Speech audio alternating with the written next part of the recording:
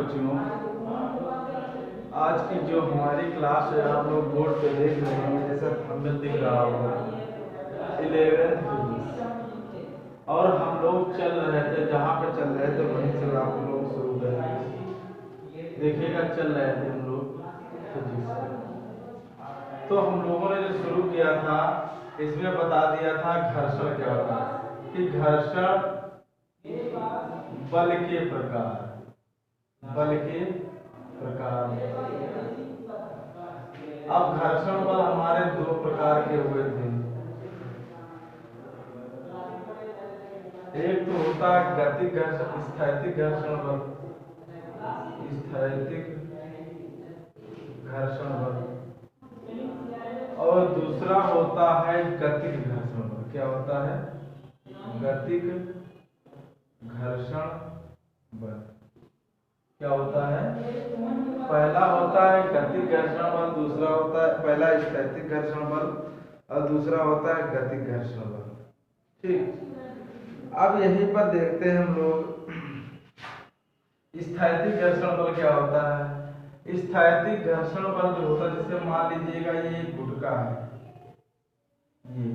ये एक तल पर रखा है, तो इसकी अभिलंब प्रतिक्रिया R ऊपर होगी, इसका भार कहाँ कार्य करेगा? mg नीचे कार्य करेगा। ठीक, और ये क्या है? एक तल है,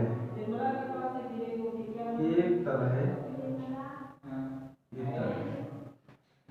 ठीक, अगर बल इधर लग रहा है, इधर बल लग रहा है, तो इसके विपरीत एक बल कार्य करता है, उसे बोलते हैं स्थैतिक घर्षण बल।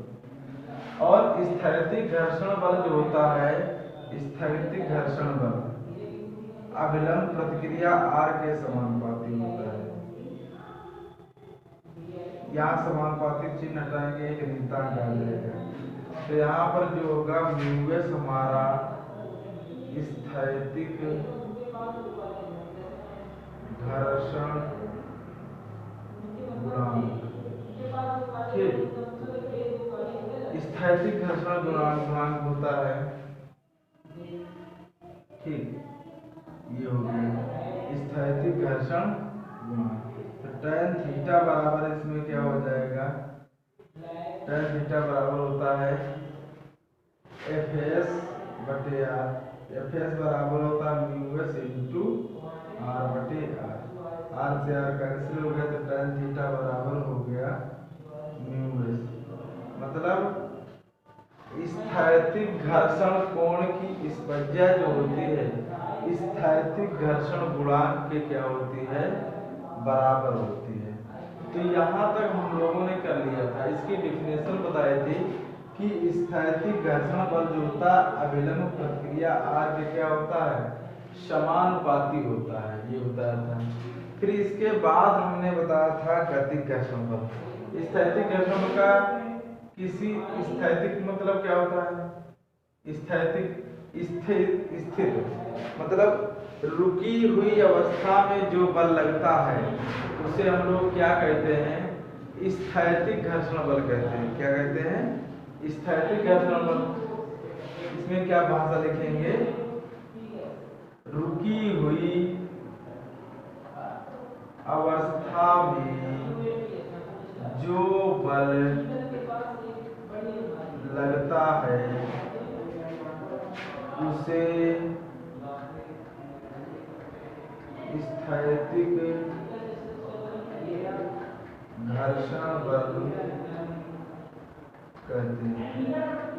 ठीक, अब इसी प्रकार गतिक घर्षण बल क्या होता है? गति अवस्था में, गति अवस्था में जो बल लगता है उसे गतिक घर्षण बल कहते हैं। गति अवस्था में लगने वाला बल क्या कहलाता है? गतिक घर्षण बल कहते हैं। गतिक घर्षण बल, गतिक घर्षण बल इसके समानुपाती होता है अभिलंब प्रतिक्रिया के समानुपाती होता है। तो गतिक घर्षण बल क्या होता है? समानुपाती तो एफ के बराबर हो जाएगा म्यू के इंटू आर। तो गतिक घर्षण बल जो होता है अभिलंब प्रतिक्रिया आर इंटू वो घर्षण गतिक घर्षण गुणांक म्यू के गुणनफल के क्या होता है बराबर होता है। इसको बोलते हैं एफ के क्या कहलाता है गतिक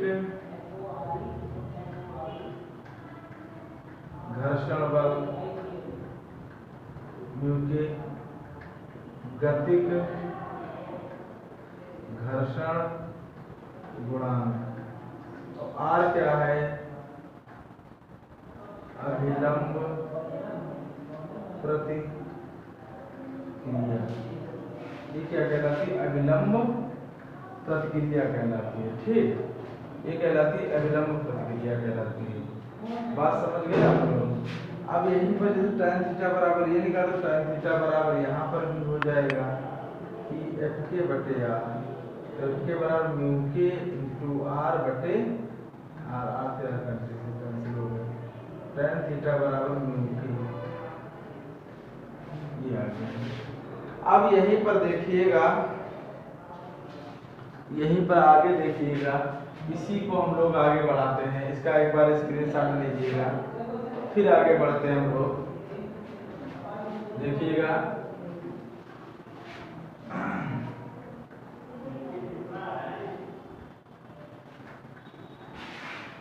इसके बाद देखिएगा गतिक घर्षण बल भी कई प्रकार का होता है। क्या होता है अभी हमने पढ़ा है घर्षण बल। क्या पढ़ा घर्षण बल। घर्षण बल दो प्रकार का बताया। पहला है स्थैतिक घर्षण बल। स्थैतिक घर्षण बल। दूसरा कौन सा है स्थैतिक घर्षण बल दूसरा है हमारा वो क्या बोलते हैं इसे गतिक घर्षण बल। गतिक घर्षण बल स्थैतिक घर्षण बल और गतिक घर्षण बल ध्यान से समझिए। अब गतिक घर्षण बल भी दो प्रकार का होता है। पहला होता स्पर्शी घर्षण बल। स्पर्शी घर्षण बल। दूसरा होता लोटनिक घर्षण बल। लोटनिक घर्षण बल। स्पर्शी घर्षण बल क्या होता है ध्यान समझेंगे। स्पर्शी घर्षण बल क्या होता है स्पर्शी घर्षण बल क्या होता है लोटनिक घर्षण बल क्या होता है इसको बोलते हैं स्लीडिंग फ्रिक्शन। इसको इंग्लिश में कहते हैं स्लीडिंग फ्रिक्शन। और लोटनिक को क्या बोलते हैं हम लोग rolling friction. Rolling friction. Sliding friction और रोलिंग फ्रिक्शन ये क्या होता है आप लोग ध्यान दीजिएगा।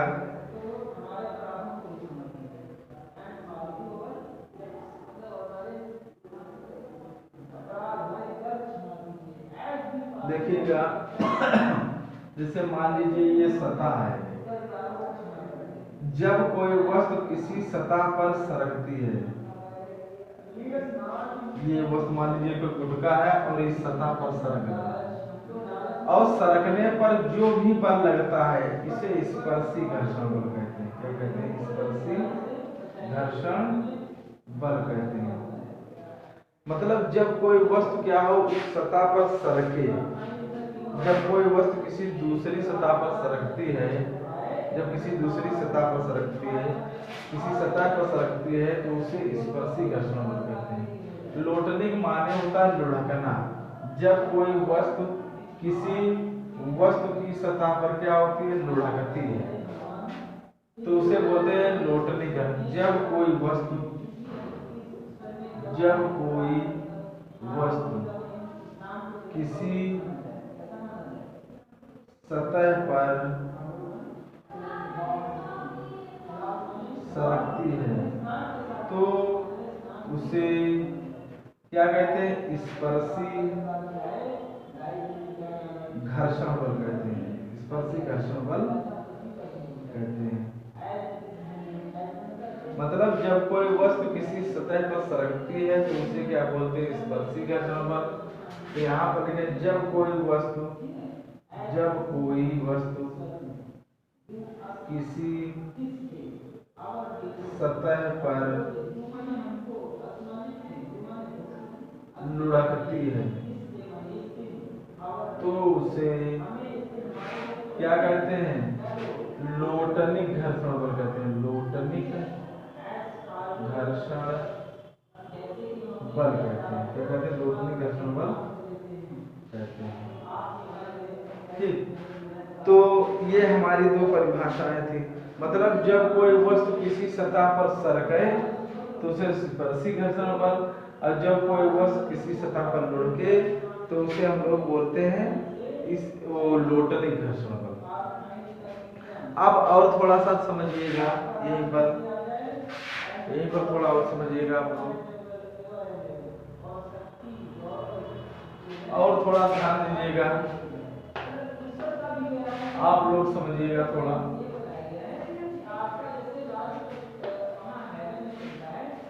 देखिएगा इसका विराम। अब देखिएगा कोई तल किसी तल पर स्थित कोण, ये निकालना है।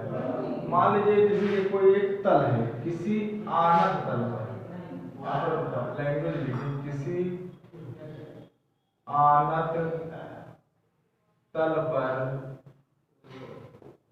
स्थित कोण। तो आप लोग ध्यान से समझेंगे, कोई आनत तल, ये गुटका है, ये गुटका क्या है? गुटका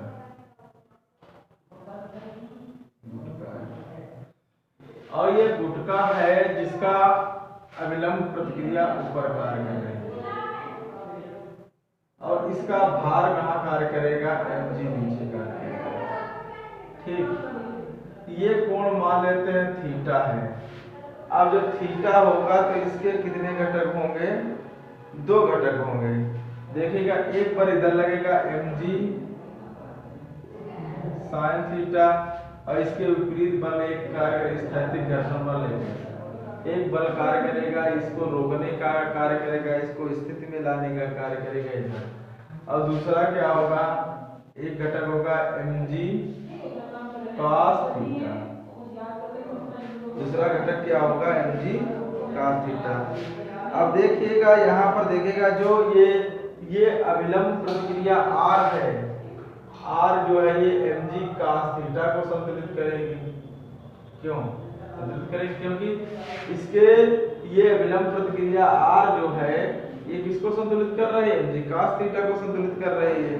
और जो हमारा घर्षण बल है, ये स्थैतिक घर्षण बल इधर लग रहा है, तो इसका एक बल इधर का, तो Fs बराबर हो जाएगा mg sin theta. mg sin theta. अब क्या करेंगे? समीकरण 2/समीकरण 1 कर देंगे। क्या कर देंगे? समीकरण 2 को समीकरण 1 से क्या कर देंगे? भाग कर देंगे। जब भाग करेंगे तो mg sin थीटा बटे mg cos थीटा बराबर Fs बटे R। इससे कैंसिल, tan थीटा बराबर Fs बटे R। tan थीटा बराबर एक फार्मूला निकल गया कि नहीं निकल गया? अब यहीं पर देखिएगा Fs बटे R और Fs समीकरण इसको डालेंगे 3। अब हम जानते हैं Fs बराबर μs इंटू R होता है, तो यहाँ पर रखेंगे तो tan थीटा बराबर क्या आ जाएगा? μs इंटू R बटे R। R से R कैंसिल हो गया, तो tan थीटा बराबर आ गया μs। मतलब स्थैतिक घर्षण गुणांक जो होता है आनत कोण की स्पज्या के क्या होता है? बराबर होता है। हो गया क्या?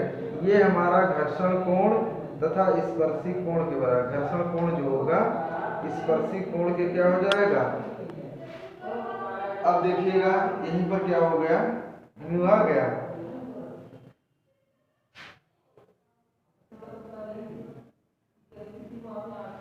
अब यहाँ पर थीटा है। अब देखिएगा अभी इसके पीछे यहाँ पर कोण हम लोग अल्फा मान लेते हैं, यहाँ पर अल्फा मान के चलिएगा।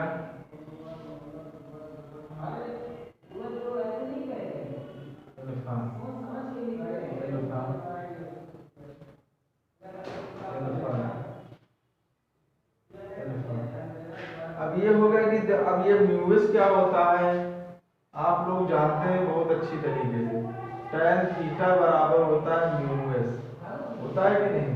तो tan अल्फा बराबर tan थीटा हो जाएगा, तो अल्फा बराबर थीटा हो गया।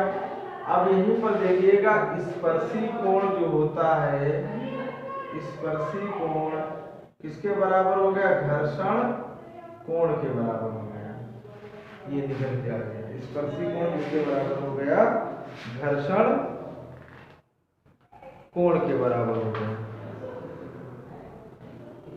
अब ध्यान दीजिएगा, इसका एक बार स्क्रीनशॉट लीजिएगा और यहीं पर छोड़ दीजिएगा।